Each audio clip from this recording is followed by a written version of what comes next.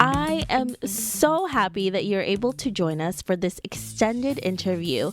Make sure to visit theoffbeatlife.com. Again, that's theoffbeatlife.com to get more killer resources.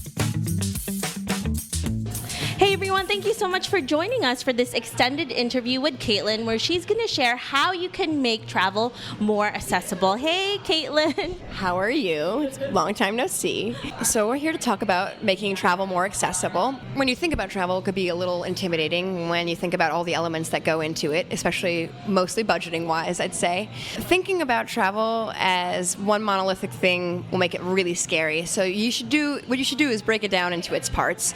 You think about your flight, you think about where you're staying, you think about what you're doing, and my personal philosophy is make all your plans before you get there and then wing it once you're there. Obviously there are things you want to do when you're traveling and certain things you want to hit. There is this wonderful concept in French to be la flâneur, which is to wander around aimlessly. And the idea is that you kind of let your flights of fancies choose which direction you're going in. You get lost on a bus, you turn down a street that looks pretty, rather than always knowing what you're doing. So we make the plans before we go, and we let the plans go once we get there, is my thing. But before we get there, before we're able to flâneur, we have to figure out how to, the correct way, or the most efficient ways to getting the best deal or the best bang for your buck. Specifically with flights, it's so easy to overpay, and I think obviously there are a couple of hacks you could do with your own mileage and things like that, but understanding that just one site won't give you everything, even if it says it's cross-referencing. So check on a bunch of different sites. And also always make sure you're incognito browsing, because about a few months ago, my friend and I were booking 2 flights to Mexico. I was booking it on my computer. He was booking it on his. We got the same flight. His cost $280 and mine cost $350. Same exact flight, same exact time. And it's because my browser had cached that I could pay more for that. So I incognito browse, so the browser didn't know where I was coming from. And guess what? My flight was $280. Make sure you check across all different websites, but also check. So we usually don't like to think about that or even don't know about it, but then it really happened to you and your friend, and you actually were able to compare it. So that's amazing. Why shouldn't you feel guilty about traveling? We hear it a lot. It's like, why are you spending the money to do all of these things when you should be settling down, when you should be doing this, when you should be doing that? Why shouldn't we feel guilty about this, Kaitlyn? I feel like the should is something that's been so prevalent through all of our childhoods as well. It's somebody that's been impressed upon us from our parents, but it's also been impressed on us from society, but also from the inside, from what we should be doing, where we should be accomplishing. I think we're talking about this anxiety that really drives people, and it makes them feel like they're not doing enough or they're never doing enough. And I think that the whole aspect of feeling guilty is really tied to this idea that you almost shouldn't be having a good time, because that isn't correlated with doing the right thing necessarily. And I think what we can learn now is that these do not have to be entirely separate ideas. They know that you can have a good time while doing something good for you. And for me, traveling has only furthered my ability to do my job better. It has expanded my vocabulary, my language, my ability to interact with other humans, to communicate.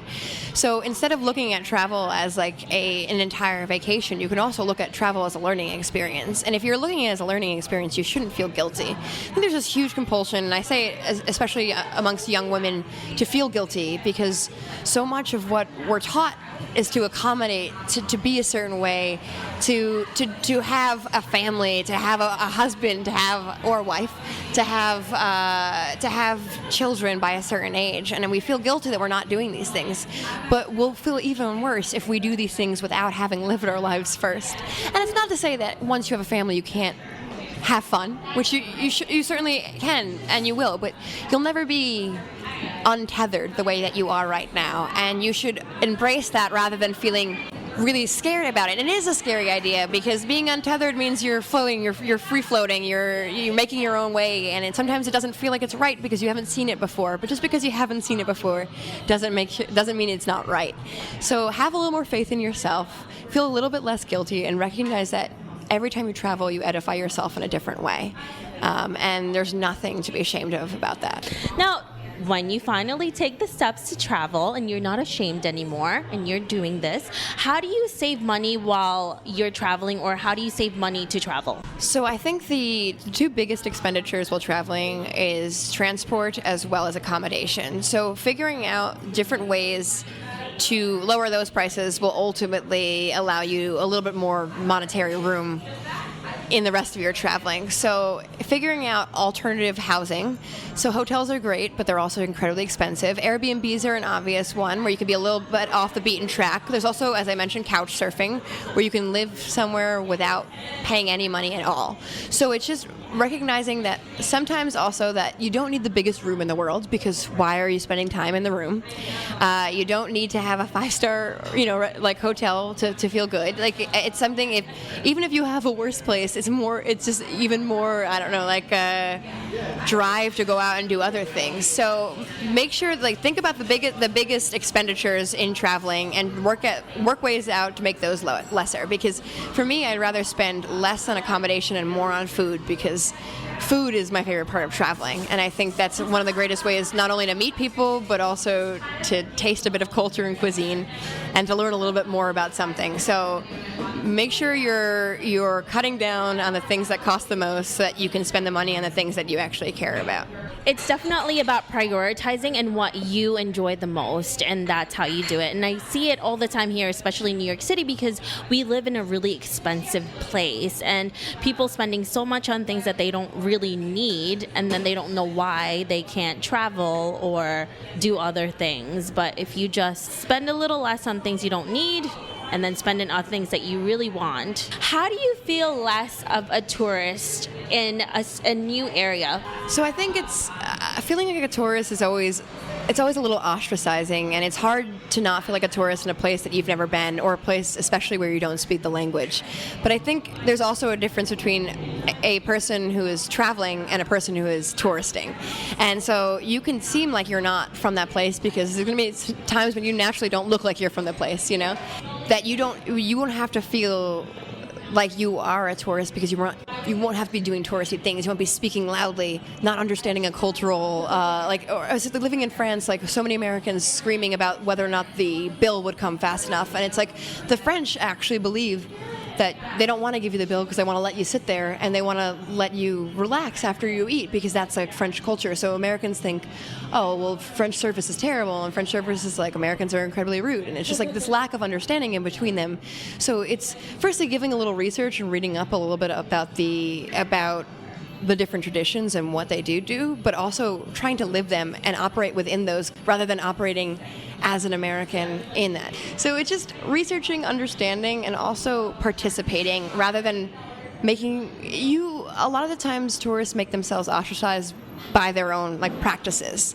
If you're living the life of when in Rome, that when in Rome adage, if you're living the life there, you're going to feel a hell of a lot less like a tourist than you would if you're just taking loads of pictures and stopping in the middle of the street.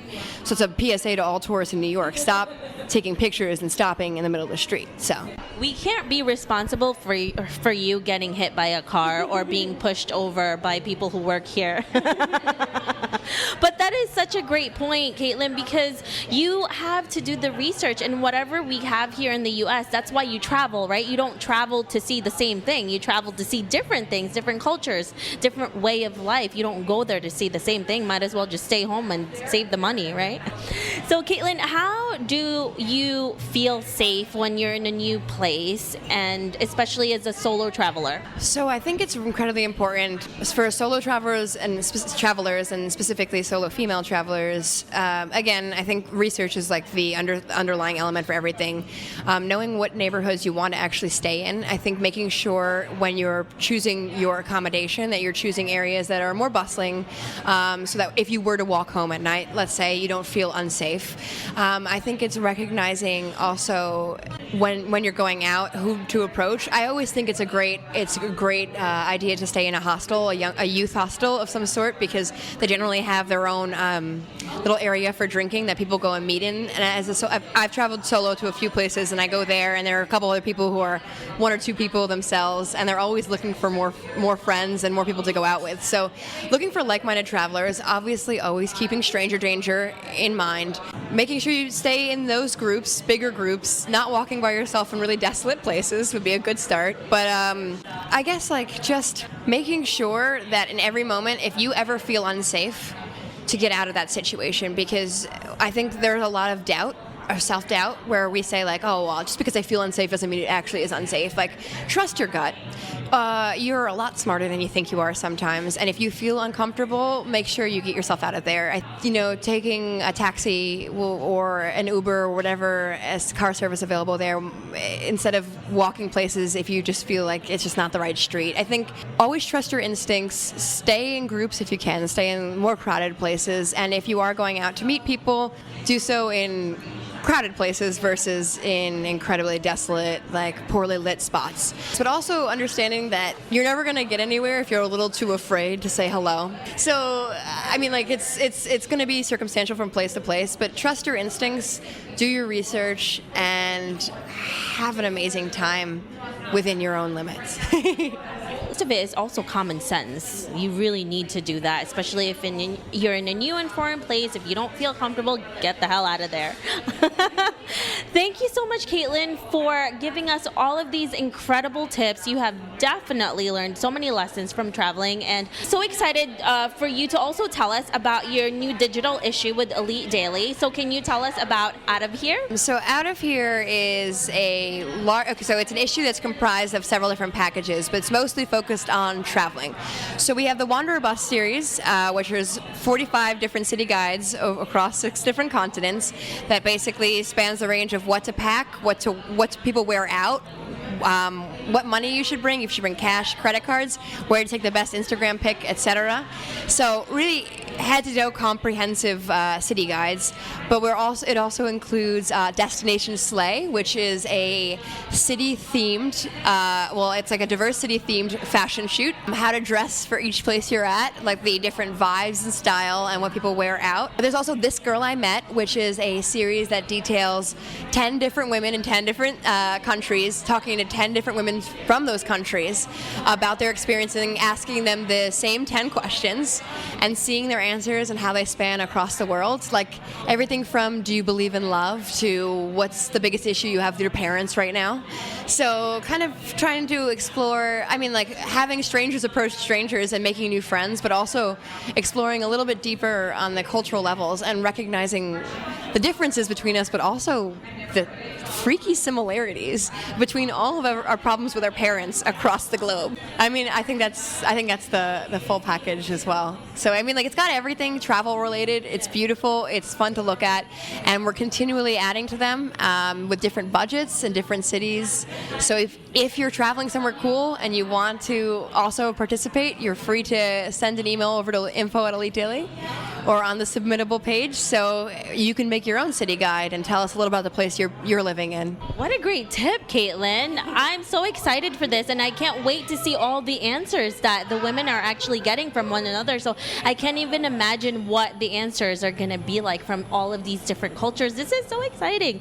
So if our listeners want to know more about you and what you're doing, where can they find you? They can find me on any of my social media platforms like Twitter, Instagram, KCawls. It's KCAWLZ, like grown up and professional. Or you can check out EliteDaily.com, Bustle.com, Romper.com, and all of our individual social media platforms where I sometimes do takeovers. So hit me up. I'm pretty fun. You can follow me on Instagram. Wouldn't mind a few more followers. But yeah, you can. I'm pretty accessible, just like travel. So I love it, Kaitlyn. Thank you so much. I really appreciate all of these tips that you gave us, and we will definitely check it out because this is up our alley for sure. I hope you enjoyed this extended interview with Kaitlyn. Make sure to visit theoffbeatlife.com. Again, that's theoffbeatlife.com to get the full interview with Kaitlyn, where she shares how choosing passion over paycheck is crucial to your success. Hey Offbeat family, I really appreciate you listening to this episode. I would love to hear more from you and what you think of the podcast. Suggestions on guests, topics we can discuss, or maybe you just want to be friends. Why don't we chat some more on Facebook at The OB Life, or send me a message at hello@theoffbeatlife.com. I can't wait to hear from you.